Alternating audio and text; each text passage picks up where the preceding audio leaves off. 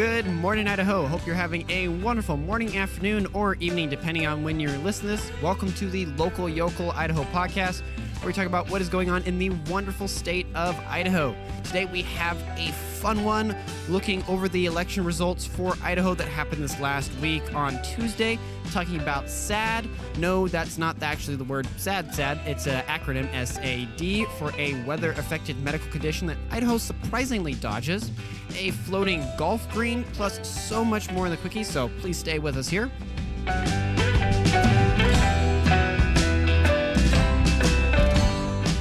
Hey, glad to have you here today with us. Please join me for the morning banter where I chat with you guys a little bit before we get into it. But I understand if you're short on time and prefer to skip the banter, you can use the timestamp that's down in the description to jump straight over to the stories. With that said, for all of you that did stay, I hope you all had a wonderful week. I most certainly did. It actually was very, very nice compared to the last couple weeks that have just been crazy after my trip. But it still isn't even over yet. A little bit of a hint of something to talk about later here in the banter. But before we get into some other stuff, we have John, my incredible producer, who is co-hosting with me here again today. Hey, Tyler, it's good to be here. Glad to have you back. It's been awesome that we've been so consistent with having you on. You know, there's something about being healthy and having a plan that really helps with that. I was just about to ask you, the last couple of times we've recorded, you have been fighting off something or getting into it or something. Are you finally over that hill? I think so. I think the family's finally healthy. Well, I mean, yeah, we're a big family, so of course. But, you know, as it is for now, we're all healthy. I'm healthy, feeling good. I mean, it is the human condition for that cycle when it comes to colds and things.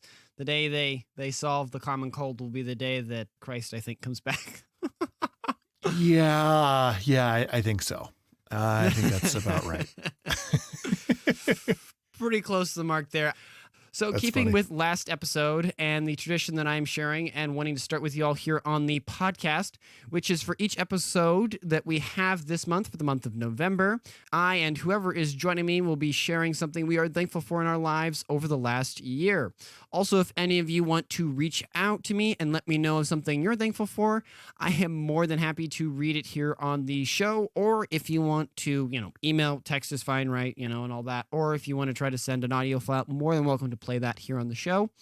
With that said, this week, I would like to share that I am thankful for the community and the area I've gotten to grow up in, especially here in Idaho, that the different churches and then my family and different things that have pushed me to grow, even when I may not want to, and also have kind of a safe and loving community to grow up in. And the level of courtesy that people can give here in Idaho and how kind that they can be, especially just as a young kid being able to go out to the park and talk with strangers. And I don't have to worry about it because it's Idaho and all the joys that come with that. But with that said, what are you thankful for, John?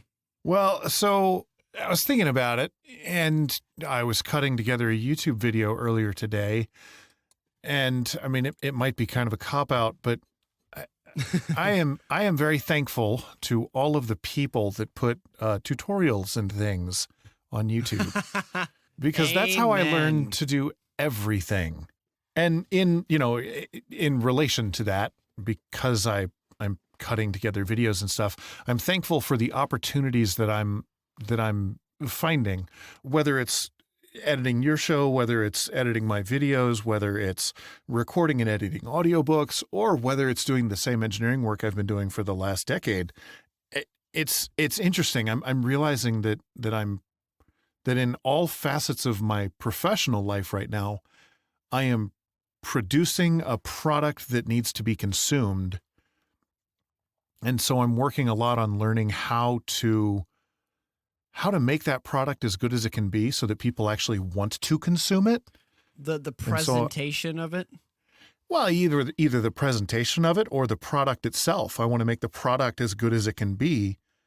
And so it's, I'm enjoying the skills that I am learning and the abilities that I am gaining. Hashtag YouTube Academy is amazing. Thank the Lord for it. Seriously, don't go to college. Watch YouTube. Only time go to college is if legally you need that slip of paper to do what God has called you to do. That's my 2 cents. But if you also have something as you're listening to this podcast that you want to share that you're thankful for, please reach out. Love to hear it. Thankfulness is something that I know as humans doesn't come naturally. We all know that, especially with the modern news cycle that we're in. We regularly feel anger, frustration, especially with the economy and certain political matters. But thankfulness is something we sometimes have to be intentional with, and I would recommend we take this month as we have this wonderful American holiday, by the way, that we have to celebrate thankfulness, and we can make that kind of a little bit more of a special thing for this month.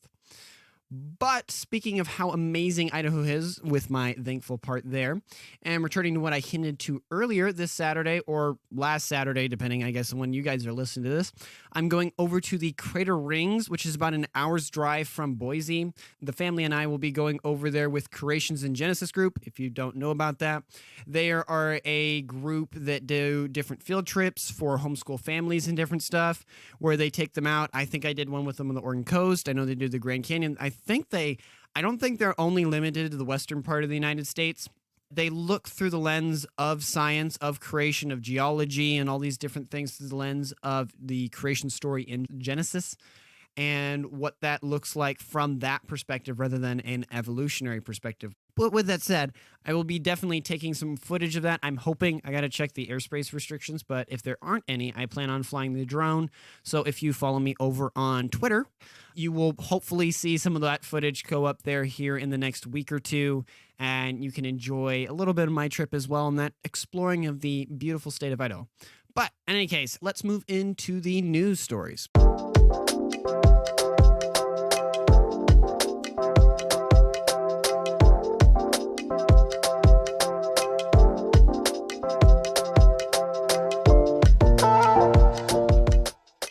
Starting off with our first one, and one that we will totally get through very quickly and without any disagreement. State election conversations. This comes by several sources. As we talked about last week, Tuesday was a big day for elections nationwide, especially in Idaho.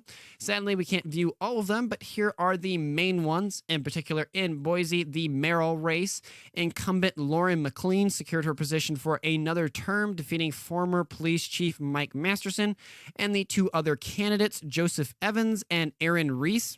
McLean led with a 55.4% of the vote, while Masterson had close, but not enough, 43.4% of the vote. Evans and Reese received less than 1% of the total vote. As for the Boise City Council race, District 1 and 6, the elections were canceled for those because only one candidate registered in each district. As a result, incumbent Lucy Willits in District 1 and Jimmy Halliburton in District 6 won re-election.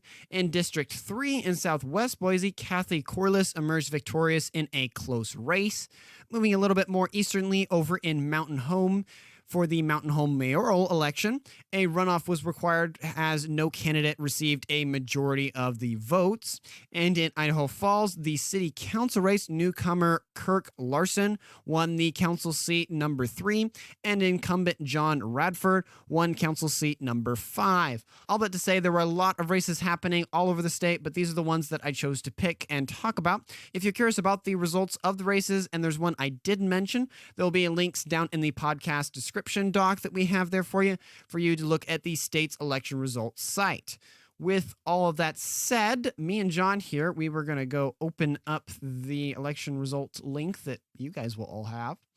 And we were just going to kind of glance over them here and kind of commentate on them. John, are you surprised at all by what happened with the Boise mayoral race?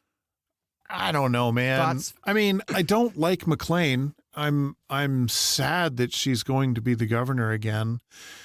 But at the same time, I'm not surprised that Masterson didn't win. I mean, we talked about this last week. He had no positions. His position was, I'm not her. His position was anti-position. Right. And she wasn't. She actually had answers for things, maybe answers that we as conservatives don't like, but at least she had answers and positions she stood on. Yeah. Well, so the thing is it worked for Biden when he went up against Trump in a national election where, one, people care a lot more, and two, Trump was widely hated by Democrats. And so all you had to do was come out and say, I'm not him, and you would get all of the Democrats. And he was also hated by independents. And so you would get all of the Democrats and then all of the independents and even some of the Republicans. And so that's why it worked then. But as much as I don't like McLean's policies, I don't know how hated she is among independents. And so if she's not hated by independents, then, well, the fact that he won 43% of the vote, that looks like he won the Republican vote and she won the Democrats and independents. Well, the tricky part, I mean, looking here just at the numbers to give people a little bit of context here when we're talking about this, because we're talking about percents, which percents are good. But looking at the total amount of actually what those percentages mean in numbers, Mike Masterson won 26,542 votes, rather than McLean won 33,926 votes in total. So 61,184 people voted in the Boise mayoral race. That's a quarter of the population, 26%. A quarter of the population there, which that is an argument to be said that there are certain people that maybe stood on the fences that independents weren't involved, and you're just seeing purely the politically involved and the not politically involved. I mean, if you're sitting here and you're saying, you know, the total amount of people to vote that he got 43, which that's not an ineffective campaign. If you're saying you got 43% of the vote compared to 55, that's not a runaway race, shall we say. So there's definitely people who don't like, you know, McLean, because Masterson, his whole campaign was anti-McLean. So if you're looking there and seeing those amount of votes, I would argue most of those are purely anti-McLean votes, which should be a little bit of a warning shot across the bow. So we'll see what goes on with that. And as we're talking about these, a good friend of mine mentioned that, and I haven't gone and cross-checked this, but he had an idea, which it might be true. I haven't cross-checked it, that you could look at most of the elections that were lost by conservatives and Democrats in the state, and you could see with a pretty high likelihood that the ones that were better funded, that had a greater amount of a war chest, shall we say, were the ones that actually won that election, which, if that is the case, there again, I'm putting the asterisk. I haven't gone out and actually applied that theory and looked at it. If that's the case, then as conservatives, as Republicans, people who want to be involved in their state, part of that also needs to be voting with your dollar, that you can go vote at the polls, but if that's true, and please out there, go research that. And if I have some extra time, we will do that and talk about it next week.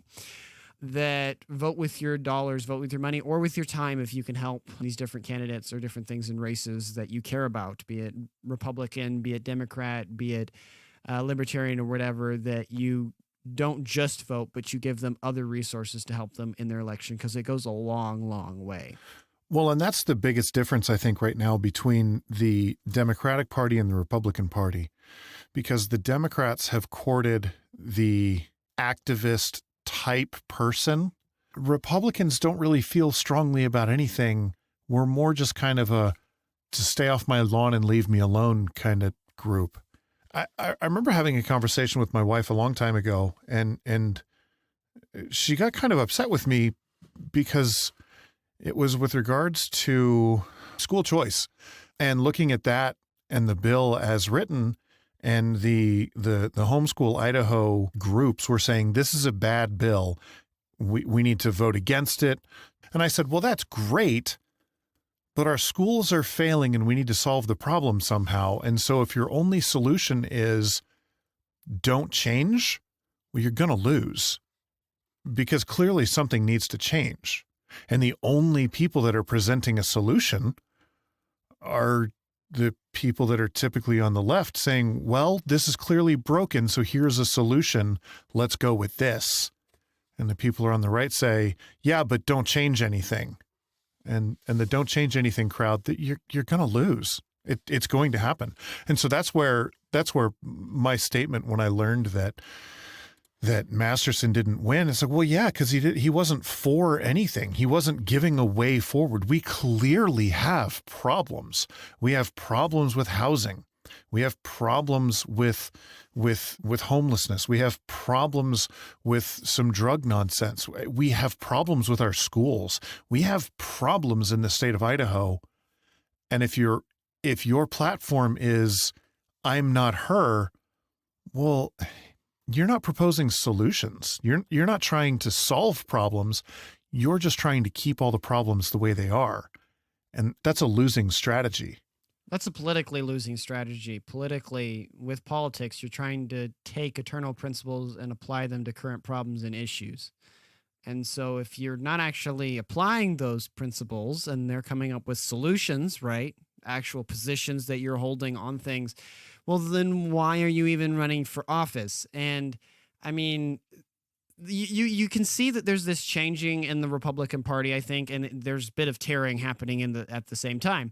That there is I want to say old, but it's really not the traditional old, but it's what has been since I think about like the 90s I've heard and read about, maybe about the 80s of the Republican Party, the Conservative Party, which is this kind of like libertarian mindset that, you know, we build the space for people to be in, but we don't tell them what to do in the space type of mindset, right? Just cut taxes, make things affordable, but don't deal on social issues. You know, we're all about the economics. Man is an economic person. Rather than the more traditional, I would argue, conservative stance and the Republican stance, if you look back, you know, at the founding with Lincoln and that really big break for the Republican Party there.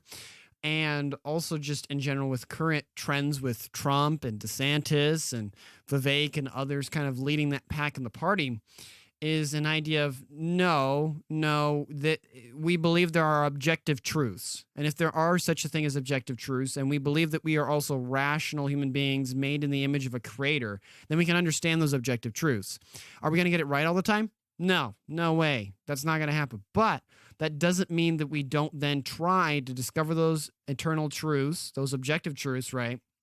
And then apply those to policies with solutions and do things. Yeah. But if you don't stand for something, if you're not trying to solve problems, then all you're doing is holding up someone else from solving problems. Agreed. But with that said, that is our 2 cents on the Boise mayoral race. But just glancing over these, there was a bit of a close race for District 3 seat for the Boise City Council with Kathy Corliss and Josh Johnson. Josh Johnson got 32.68%. And as we talked about earlier, Kathy Corliss, she got 32.7%. So that one, I believe he is actually asking for a recount. Oh, because it's that close? Because it's that close. They're separated by next to nothing. Yeah, and you're talking decimals there. Yeah, so he lost by 15, which is, I'm trying to look it up if this article has it real quick. If the margin between the winner and loser is less than or equal to 0.1%, then it goes for an automatic recount. But this 15 votes is 0.19%, which means that the person requesting the recount has to pay for the recount. And it's $100 per precinct. There are 15 precincts. He would have to spend $1,500 to go recount the entire district. But also we're talking 15 votes. Like they might find that someone made clerical errors for 15 votes. His statements make sense. He's not saying that anybody did anything wrong. He's just saying, hey, that's really close. We should double check that because it's really close and I might win. Which is kind of, it's a big deal. Also, when quoting an article here, I think KTVB7 said this, or maybe it was the Boise Dev, but as it stands right now, all the people, unless this gets changed, that won Boise City Council seats were people that were endorsed by McLean. So unless this changes, she's going to have full control of the city council in that sense. Yep, it's going to be awesome. He would be the lone non-McLean person on the city council. Which could make for some really interesting news if we're looking through the lens of this podcast. Yeah, but I don't know how much I like that. You take what you get, but that'll be something interesting to watch and see what's going on there. But thank you for catching that, John. I was not aware of that going on. Well, that was something my wife actually brought up to me earlier tonight. She had caught wind of that and thought it was interesting, which it very much is. Well, now more people know because we can put it on the podcast and everyone can hear it. There you go. Hopefully it'll travel a little further. That's right. Also, I know the Eagle Mayoral race is, if I remember correctly, going to go into a runoff because two front contenders are 35% and 31%. And then there's another person that's like 26. And for the person to win the Eagle Mayor, it has to be at least 50% of the total vote, which no one has. So that's going to go into a runoff from what I hear. Garden City also had a very close race for one of its city council seats there. James Page was 35.5% of the vote. Then behind him, Kent Rasmussen, I'm guessing. We got 34.64% of the vote. I'm guessing with that, since it's not a mayoral race, it's not going to be quite as tight. Kuna really exploded there with Joe Steer getting 57.39% of the vote. So that was not close at all. I'm reading a couple close races, but most of them were just blowouts. Star Mayor. That is crazy. Trevor A. Chadwick got 34.99% of the total vote for the mayoral race there. And then the Ada County Jail Bond. It needed 67.7% in favor for the vote to pass. There were 34.16% of total amount of people that were against it. 65.84% were in favor, so it was 1%-ish short of having enough votes to pass for that bond to get applied for the Ada County Jail, which would have been a bond issuing for $49 million for the purpose of helping with the jail and more space for inmates there. And I don't know how I feel about that. I think... I've heard different sides of the argument. I'm on the fence as well. Right. So I voted against it. And my reasoning was this, is that if every time we need to upgrade something or change something, we do a ballot measure and we say, but it's only going to increase your taxes by $10 a year or $10 or whatever, some small incremental amount, well, that's great. But you do enough small incremental amounts and it becomes a big amount and quickly. And so I don't know. I feel like there's got to be other solutions. But then again, I don't know. It's a tough one.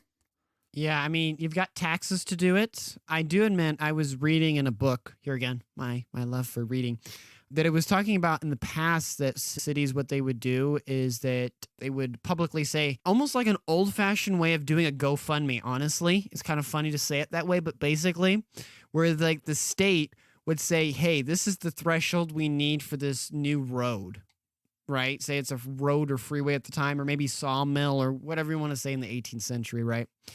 And then they would say, once we reach that dollar amount, then we will start work on it. But we can't until we start on that. And then people basically would buy/give the state money for that project, kind of like a GoFundMe, until the quantity or the amount got great enough. And then they could do the project.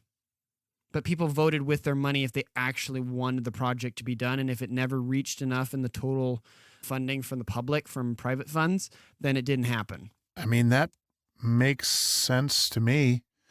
I mean, isn't that what bonds are, where you offer them for sale and people buy them for a return?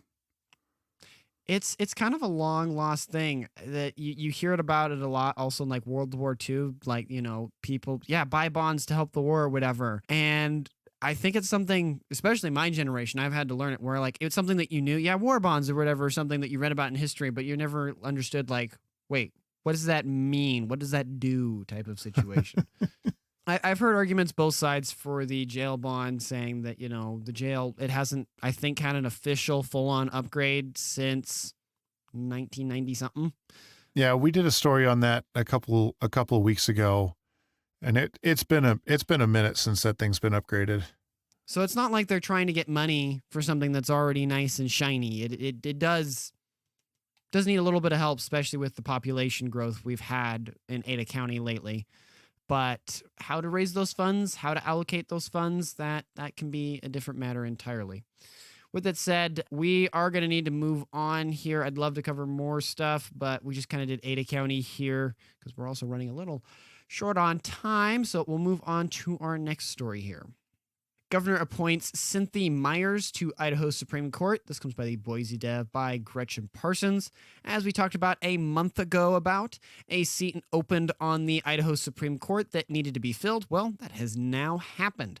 Governor Brad Little has appointed District Judge Cynthia Myers to the Idaho Supreme Court, replacing Justice John R. Stegner, who retired at the end of October. Meyer has served as the administrative judge for the 1st Judicial District for the past 8 years. And she is said to be widely respected for her strong intellect, writing skills, and fairness. Her appointment will bring representation from North Idaho to the statewide Idaho Supreme Court. Meyer's legal career includes serving as a partner at the law firm James Vernon and Weeks PA in Coeur d'Alene, and as an adjunct instructor at the North Idaho College. She completed her undergraduate studies at the College of Idaho and earned her law degree from the University of Utah SG Quinney College of Law. In a statement, Meyer expressed her gratitude for the opportunity to serve on the Idaho Supreme Court and stated her commitment to upholding the law impartially. She also thanked Governor Little for his faith in her and for her family's support. Governor Little praised Meyer's qualifications and noted that her appointment would bring a valuable perspective to the Idaho Supreme Court. He also expressed his confidence in Meyer's ability to serve the state clearly. With all that said, Myers will finish the rest of Justice Sternger's term, which will expire in January of 2027.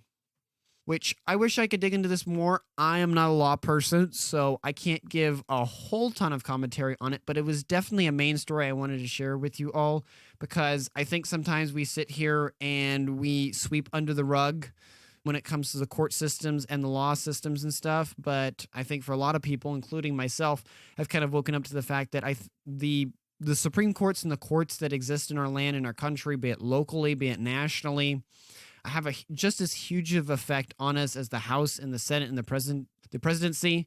And so it should be something that we should be aware of, that we should be watching, and that we should be involved in, just like anything when it comes to local events and different stuff, and especially with local politics.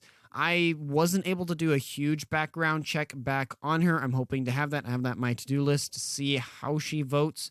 Granted, I am kind of surprised that we haven't had someone from Northern Idaho on the Idaho Supreme Court already, but better late than never.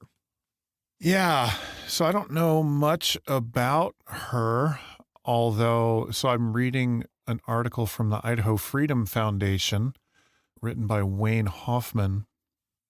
Wink, wink to them. Awesome stuff. Right?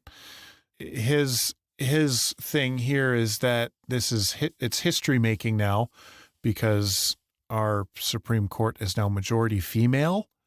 So, yay, I guess. Okay. Meyer was recently engaged in a smackdown with conservatives on the board of North Idaho College. And it was Meyer that ruled that the NIC board improperly fired the school's previous president, Nick Swain, and ordered him reinstated. No doubt Little takes some amount of joy in appointing someone that will instantly irk conservatives. So, I don't really know what that means, but it goes along with me thinking that I like Governor Little even less than I did the last time I didn't like him. Yeah. Idaho Republican Party. Please do not nominate him for the Republican ticket for running for governor again. Right, but here's the thing about the Republican Party. They're not actually conservatives. They're not actually a different party than the Democrats.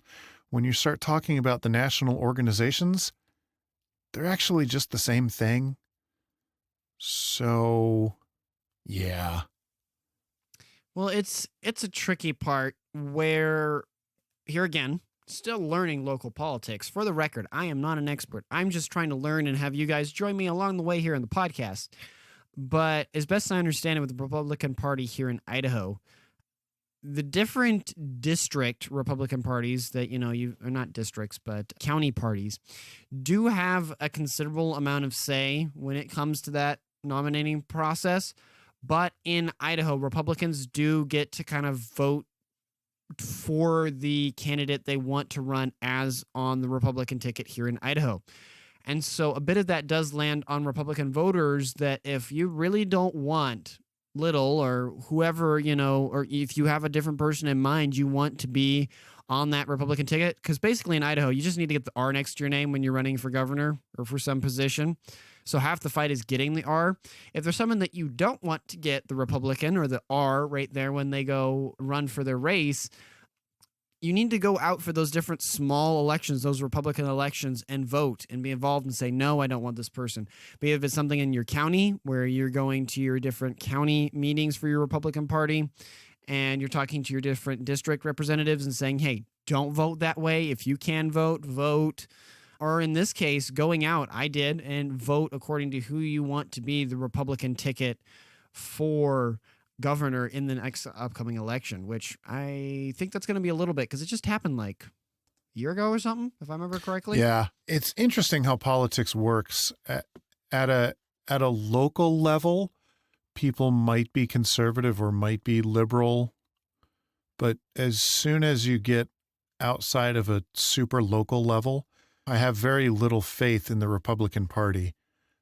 In any case, if you don't like the way that the Republican Party is going and you want to keep it accountable and bring it back to whatever values that you hold to, please get involved. Don't sit in the sidelines and say that the Republican Party's lost its way. Well, when was the last time you went to one of the meetings? When was the last time you were actually involved? Do you actually know who your precinct or district person is?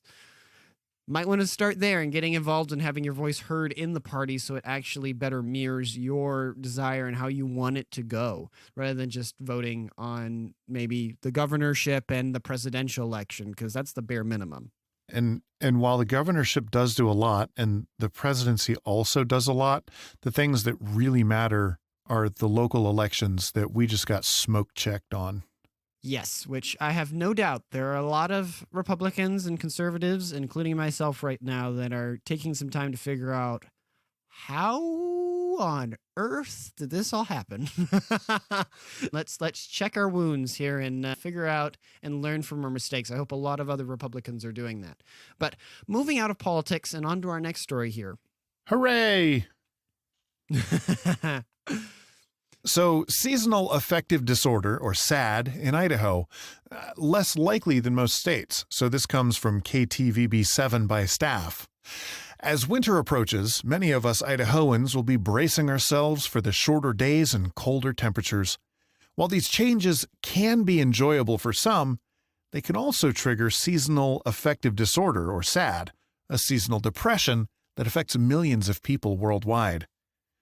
According to a recent report by Mattress Next Day, which analyzed weather data from all 50 states, Idaho ranks among the least likely states to experience SAD. The report considers factors such as the average amount of sunlight during winter months, temperature, and rainfall. Alaska, with its notoriously long and dark winters, topped the list of states most vulnerable to SAD. New York, Washington, Vermont, and Michigan followed closely behind. Idaho, on the other hand, receives some of the most sunlight in the country, with an average of 661 hours of sunlight annually. This abundance of sunlight, coupled with our relatively mild winters, helps explain why Idahoans are less likely to suffer from SAD when compared to residents of other states. Despite Idaho's favorable climate, some individuals may still experience SAD symptoms during the winter months. I grabbed here the top 10 states that were most likely to deal with SAD, which before this, I had never heard this term. It was just that they were like, okay, there are certain people that the weather really affects them, and there's certain people that don't. But, we live in a modern age. We got to have a label for most things, which isn't a bad thing, but sometimes it seems overkill. Number one, as we talked about, Alaska having one of the worst cases or I guess regularities of SAD, then followed by New York at number 2, Washington at number 3, Vermont at 4, Michigan at 5, New Hampshire at 6, Maine at 7. I could see that. Connecticut at 8, Wisconsin at 9, and then our neighbor to the west came in at number 10, Oregon, which is actually kind of surprising. Just a little bit of some change there. Well, yeah, but neither Washington nor Oregon surprised me because the West Coast gets lots of rain and lots of clouds up in the north. Now, you get down south in Southern California, and it's awesome. But the northern Pacific coast is, I mean, it's beautiful, yes, but weather is not great. So growing up in Michigan, I was there in middle school and high school, and it was truly a thing. So I think I've said this before, but man, in Michigan, it hits like September, October, and the clouds roll in, and the clouds don't roll out again until like March or April. Yeah, and it's gray. And Michigan and Idaho were the same distance north from the equator. Is that longitude or latitude? Latitude. Think of a ladder. Latitude, because it's a ladder. See, yeah, I always forget. But anyway, we're at the same latitude. So Michigan has the same long nights and dark, but also cloud cover always. So think about when we get inversions here and everybody's like, oh, the clouds, it's so depressing. But then you like drop the level of the clouds so you can almost touch them. And then you put giant trees next to you so you can't see anything. That's Michigan for like, I don't know, 5 months out of the year. Yeah, it's terrible. And people will paint their houses, the interiors of their houses, the most bright and garish colors because it truly does offset some of those depressive tendencies. Well, I guess that might explain why Chicago and Detroit have gone the way they have. And the crime levels in the state, maybe. Different things. Yes. Other factors. Yeah, there's also the model cities program, which that helped to really screw those places Spruce over. Things up.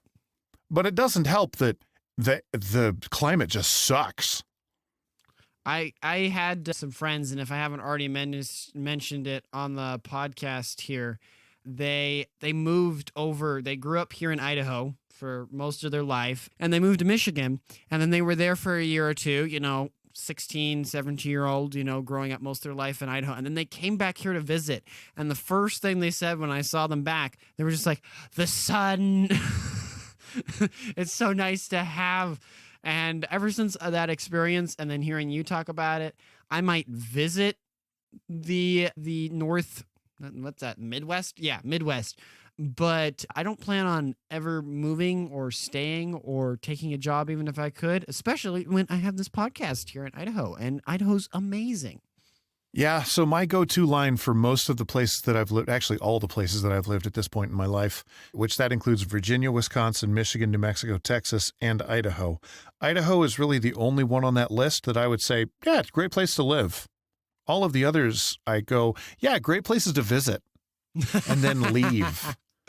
I remember I went on a road trip a couple of years back, and it was the first time I drove back to Nashville. Great place to visit, keeping with that theme, John. But I remember my father, when I got back, he was kind of grilling me, being like, hey, so, did you find any place you might like, because at the time I didn't know what I was doing career-wise, and he was like, is there a place you want to move to? And I could tell he's trying to feel me out for that. And I looked at him and I said, every other place did excel more in one area than Idaho, but the disadvantage is then it sucked more in another. That maybe Idaho isn't always like the most amazing and everything, like it just but that like it's not extreme. That like, how would I give it a good example? Colorado Springs, when I was there visiting, you got all this beautiful rock everywhere. You got the Garden of the Gods there, right? And stuff, and the climate when I was there for the period, which, I'm not there for an entire year, was very nice, and I enjoyed it, and it was just beautiful. But the drawback was it was always windy. Like, we were there for like a week or two, and it was just blowing constantly, and so you've got this beautiful environment, and this beautiful temperature, but the wind is always blowing, and that's driving me mad. Or when we were there in Nashville, everything's so green and so lush compared to Idaho, and I love it, and the growth and the age, and driving or being out in the evenings in Tennessee or Nashville area is like something out of that you see in like postcards and books. It's gorgeous. But you pay for that with high humidity, just driving you bat loony all the time. There's constantly the drone of bugs and different things, and they're everywhere. Rather than Idaho, yeah, maybe it's not quite as green as Oregon or Washington or Nashville or something, but also we don't have to deal with the humidity, and vice versa, like my example with Colorado Springs. Yeah, maybe it doesn't have as pretty of a rock formation as they do there, but at least for most of the state, the wind isn't always constantly howling in such a way that you can't go out and really enjoy it. Yep. A lot of the same is also true of Albuquerque. I love Albuquerque. It's awesome. Also, it's a crime-ridden, festering crap hole of a place. I'll let that stand where it is at, and we'll go on to the next green thing. Green like no other. Idaho's floating golf course. This comes by the Boise Dev by Ann Daly. As usual, our last main story is the fun one. Nestled amidst the picturesque landscape of northern Idaho, the Coeur d'Alene Resort Golf Course boasts a unique feature that has captivated golfers worldwide: the world's first and only floating movable island golf green.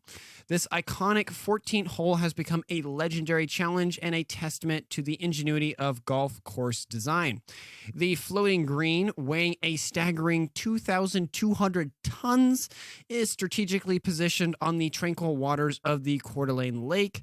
Its precise location can be adjusted via an intricate underwater cable system, allowing for varying distances from the tee. This dynamic element adds an extra layer of excitement and challenge to the game, testing the skill of golfers of all levels. To reach the floating green, golfers can board an electric-powered shuttle boat, providing a scenic and memorable journey to their next shot. The green has undergone several renovations over the years, ensuring it remains in top condition for every swing. The floating green's allure lies not only in its novelty, but also in the element of risk and reward that is introduced into the game. A successful landing on the island is met with applause and admiration, while a miss sends the ball plummeting into the depths of the lake, joining thousands of lost treasures retrieved by divers each season. The inspiration for this extraordinary golf course emerged from a simple observation, a very Idaho observation, I will say. A man walking his dog along the shores of the Coeur d'Alene Lake, captivated by the sight of a tugboat towing a raft of logs. This fleeting moment sparked an idea that would transform the golfing landscape forever. Since its debut in 1991, the floating green has become a defining feature of the Coeur d'Alene Resort Golf Course, attracting golfers from around the globe eager to experience its unique challenge. It stands as a testament to the power of imagination and the ability to create something remarkable in golf. Which, have you done a lot of golfing, John, by any chance? So I am not a golfer. Golf is one of those sports that I love to hate, but... Oh, really? Oh, yeah. I hate it. It's actually not a sport. It's an activity. Oh, come on. No, not a sport. Oh, I'm not going to try to go after that. Don't, because I have a whole litany of arguments. That's one that I do enjoy arguing. I'm not equipped for this. I will come into Vietnam later when I have the gear. Right? No, I am, dude, I've got tunnels everywhere for this one. Yeah, golf is not a sport, it's an activity. But this is one that I would probably enjoy going to see and playing the activity of golf at this course, because this just sounds really cool. I know. I was sitting there doing research for the podcast, and I came across and like, I got to talk about this. This is so cool, especially the engineering that went into it. And then also, like I mentioned while I was reading the script, such an Idahoan way to explain. How did you come up with that idea, Bill, for that floating golf course thing? Oh, I was just walking my dog one day in the morning. I had my coffee with me. Right. And I saw a tugboat going by us pulling logs from up north. And then I thought, wait a second, what if I could land a golf ball? And then it all came from there. Yeah, I love it. I love the ridiculousness of it. It's just, it's very Idaho through and through. And on that point, if it wasn't for money reasons, I would actually do more golfing because personally it fits some of my favorite activities together into one thing, which is as you know, John, I think, if I remember correctly, I love gardening and I love plants. It is a hobby of mine that my grandparents and my family genes, I swear, have put into me. I love to garden and grow things. And so whenever, even if it's a place I don't garden or stuff, when I go to a really nice garden or a golf course, I'm just in heaven because I can see all the work that went into it, all the trimming, all the care, all the pruning, that tree's form was just perfect. You can tell that it wasn't bad and then it was made great. No, from the beginning, it was molded and perfectly sculpted. And when you get into a golf course like that, I love it. It's so pretty. I love talking. Obviously, I have a podcast. That's pretty self-explanatory there. And then also I enjoy walking, if that makes any sense. I enjoy doing that.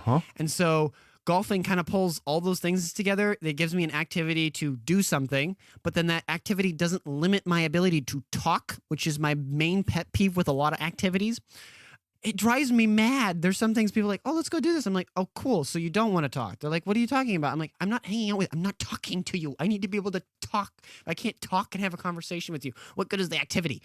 But I get to talk, I get to do a sport, and then I get to be out in this beautiful, well-manicured course. All of it just is amazing. And, you know, you can do it when you're old, which I think is an amazing thing. It's a sport that isn't limited by age like football is.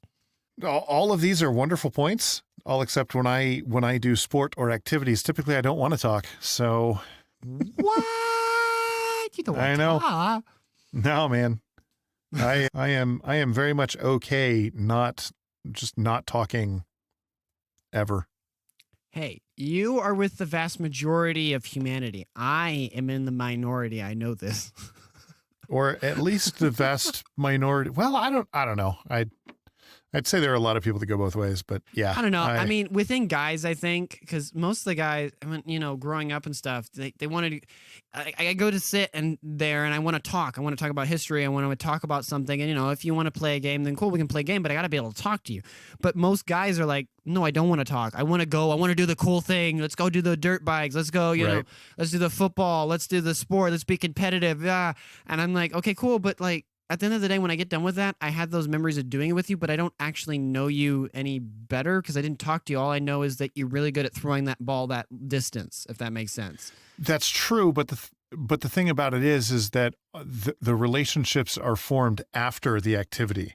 I played on an ultimate frisbee team for a couple seasons, and I didn't really start getting to know the people until I started going to the after party at the local bar, where we would drink an unconscionable amount of beer because it was a bunch of college students and a couple of us old guys. And they quickly learned that I could drink. And so every time they'd come out with a pitch, they'd be like, John, more beer. I'd be like, sure, fill up my cup again.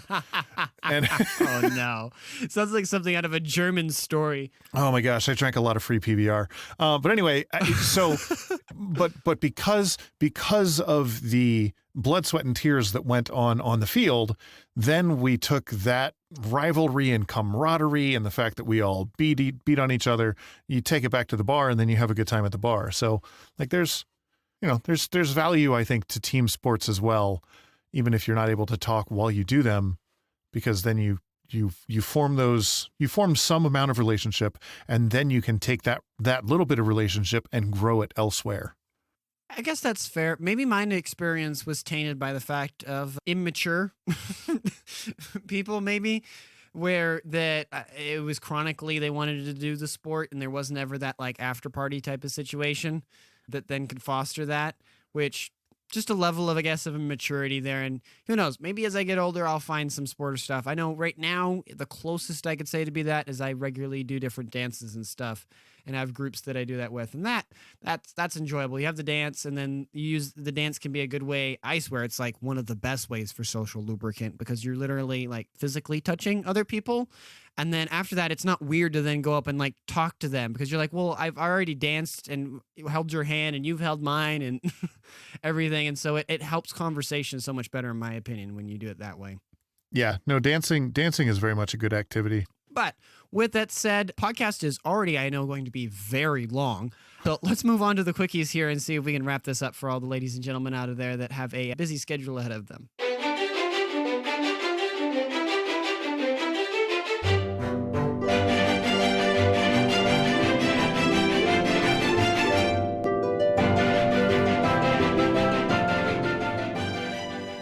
starting off with our first quickie here, and just a wonderful note to start on. Chronic wasting disease detected in mule deer near New Meadows. This comes by KTVB7 by Hector Mendez. The Idaho Department of Fish and Game has reported the first positive case of chronic wasting disease, or CWD, of the fall of 2023 hunting season, a mule deer near New Meadows. This marks the first known case of CWD outside of the Riggins area, where the disease was first detected in Idaho in 2021.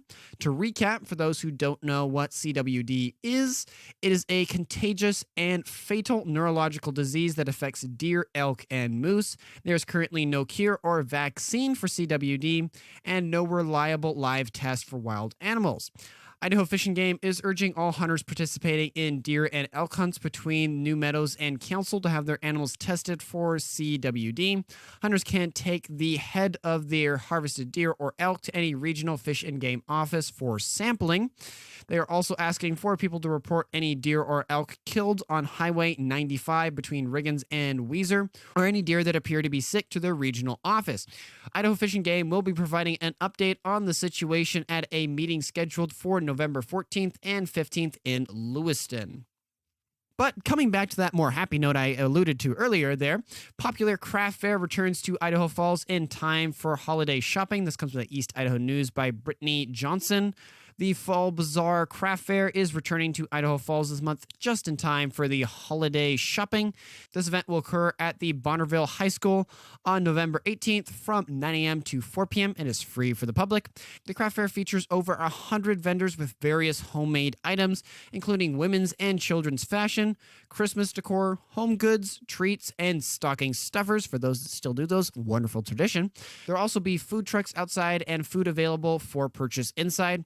Organizer Haley Roberry encourages community members to attend the craft fair and support local vendors.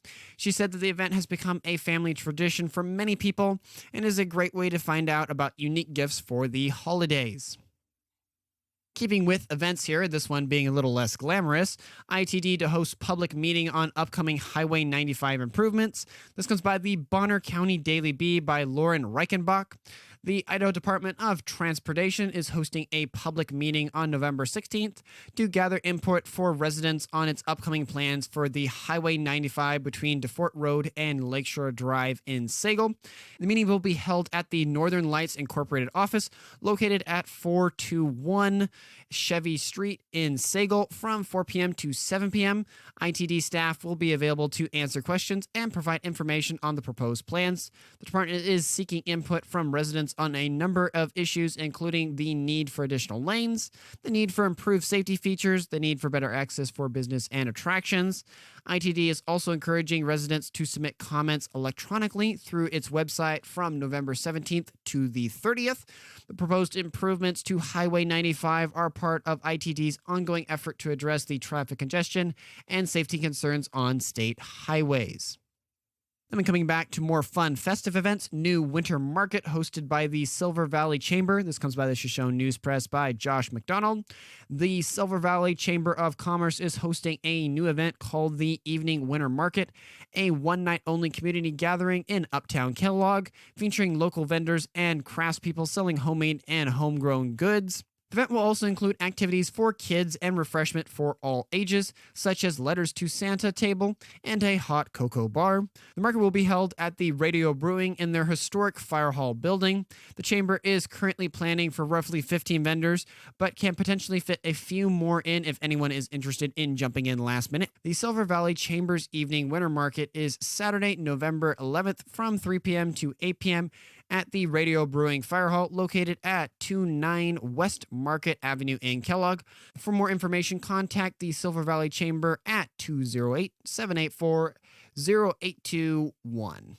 And moving on to the stage here, 6th Street Theater's Arsenic and Old Lace comedy play. This comes by the Shoshone News Press by Josh McDonald.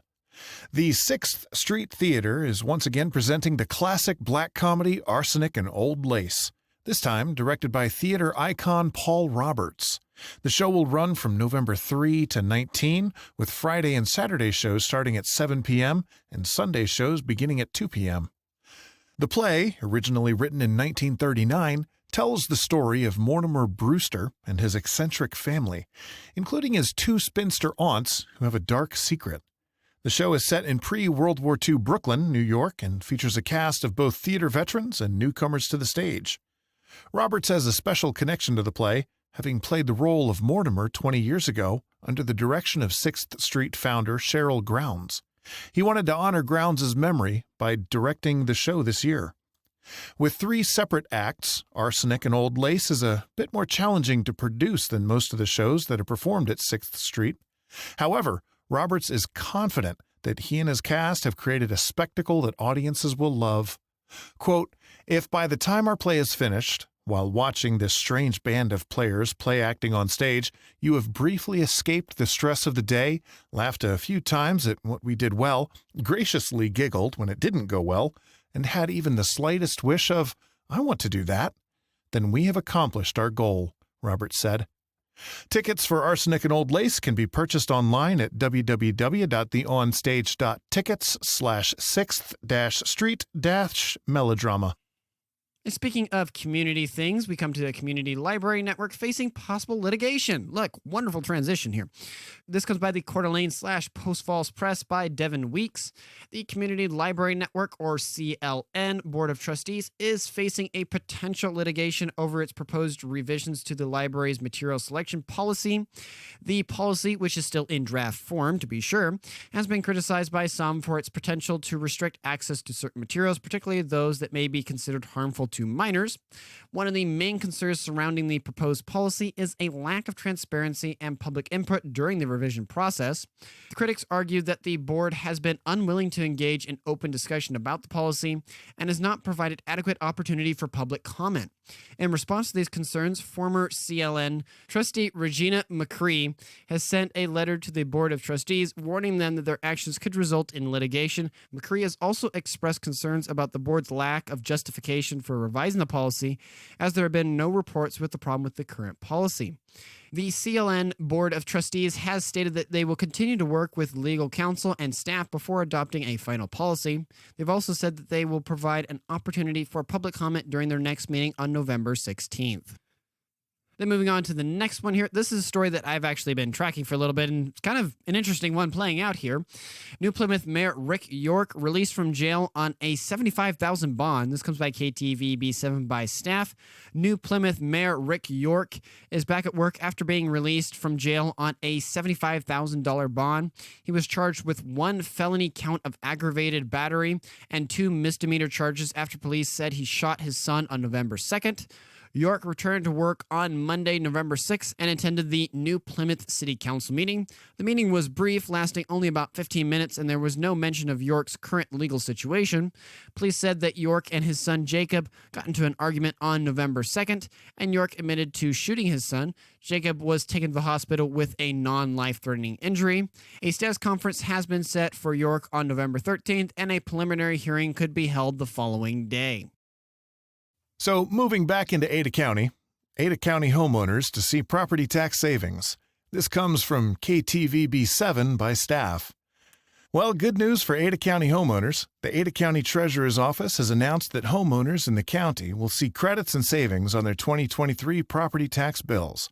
The bills will be sent out by November 27. Quote, "This is 100% thanks to the Idaho legislature, who chose to help taxpayers across the state lower their property tax bill," end quote, said Ada County Board Chairman Rod Beck. Most of the savings apply to owner-occupied homes, and some people could be saving several $100s. Quote, "Property owners in Ada County and around the state asked the legislature to provide relief from rising property taxes at a time when inflation keeps cutting into everyone's savings and discretionary spending," end quote, said Ada County Commissioner Tom Daly. Quote, "We congratulate the legislature on this tax relief and look forward to collaborating with lawmakers to keep taxes low while providing essential services for everyone in Ada County," end quote. The Treasurer's Office stated that exact savings amounts will be listed on each bill. For more information, people can go to adacounty.id.gov. Speaking of money things, and definitely not a savings, but a big cha-ching, $45 million project to upgrade Idaho Falls Regional Airport. This comes by the Boise Dev. By Dawn Day, the Idaho Falls Regional Airport, the state's second busiest airport at that, is set for a significant transformation with an 18,000 square foot expansion project. The project will commence early next year and will conclude in the year 2026, involving a $45 million investment and is expected to enhance the travel experience for passengers. The expansion will include upgrades to ticketing and the central lobby areas, the replacement of the baggage system, and improvements to the airport's infrastructure. The project aims to provide a more modern and effective travel hub for the region. Despite the ongoing construction, the airport will remain operational throughout the project, ensuring that travel plans are not disrupted. This ambitious expansion project is poised to elevate the Idaho Falls Regional Airport to new heights, further solidifying its position as a key transport hub in Idaho. So staying on the east side of the state, we got Polar Bear Eats, Awakens from Hibernation. This comes by the East Idaho News by Kamala Hines. As we mentioned a couple of weeks ago, the Polar Bear Drive-In was coming back after an 18-year slumber. The grand opening on Friday was met with eager crowds and enthusiastic anticipation, with Eli Bumgarner claiming the title of the first official diner. Bumgarner, a local resident, couldn't resist the temptation and arrived at Polar Bear Eats on his bicycle at 6 a.m., hours before the 11 a.m. grand opening. His dedication was rewarded with a bacon cheeseburger, fries, and a vanilla shake, which he rated a perfect 10 out of 10.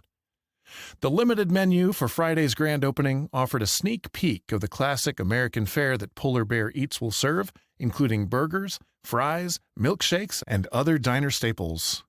But the festivities continued on Saturday, marking the official start of full-scale operations.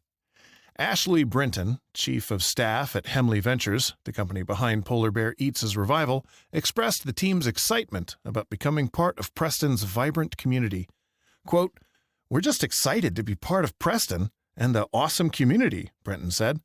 "A lot of us are from here, and we just love it. We're just excited to open Polar Bear's doors." End quote. The return of Polar Bear Eats signals a new chapter for the iconic Preston landmark, aiming to restore its reputation as a beloved gathering spot for the community. And closing us out here with a kind of scary but also good story to hear over there in eastern Idaho. Madison Memorial Hospital thwarts cyberattack. Patient's data is safe. This comes by the East Idaho News by Kamala Hines yet again. Madison Memorial Hospital in Rexburg successfully thwarted a cyber attack that targeted the hospital system. The attack is believed to have occurred over the weekend, but due to previously active safety measures and the quick response of the hospital's IT department, patients' health and financial information were not compromised. As a precautionary measure, the hospital completely shut down its systems, which has resulted in some systems being temporarily unavailable, as one can guess. The hospital is working to restore full functionality to all systems as quickly as possible, something that we talked about a few months back when there was a similar cyber attack over in eastern Idaho. Cyber attacks on hospitals are becoming increasingly common as healthcare organizers are seen as prime targets for hackers due to the sensitive nature of the information they store.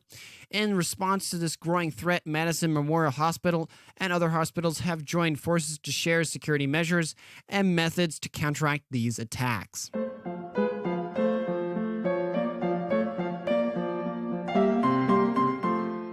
Thank you for listening to the entire podcast. I sincerely hope you found it enjoyable and valuable.